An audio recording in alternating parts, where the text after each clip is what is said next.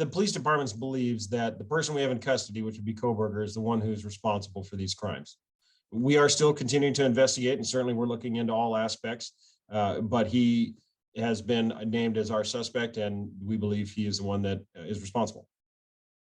We got word directly after the press conference yesterday that we had already received 400 calls into the tip line after we made that request. So the outpouring of information from the public was immediate.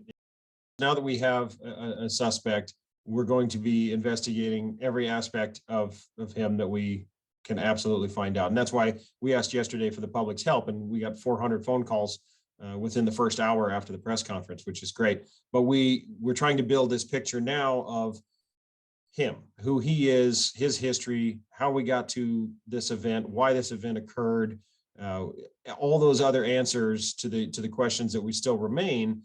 We're going to try to answer those. So that's where the investigation is certainly going to be focused on now for the time being, into the future.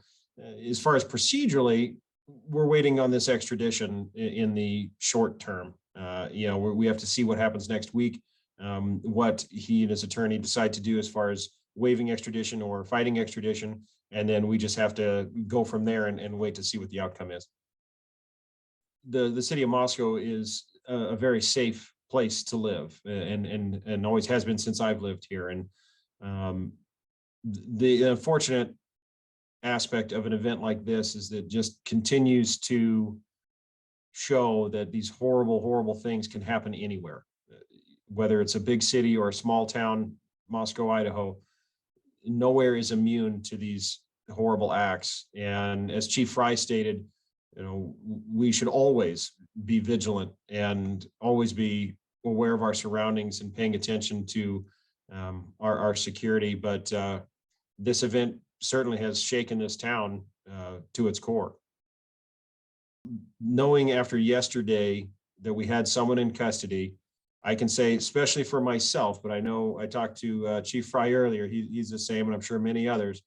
We had the best night of sleep we've had in quite some time last night. And so it's bittersweet. We're very excited the fact that we were able to locate Mr. Kohberger and bring him into custody, but we all still feel the sadness and the sorrow of this event, and we feel still horrible for the families and the loss of their loved ones.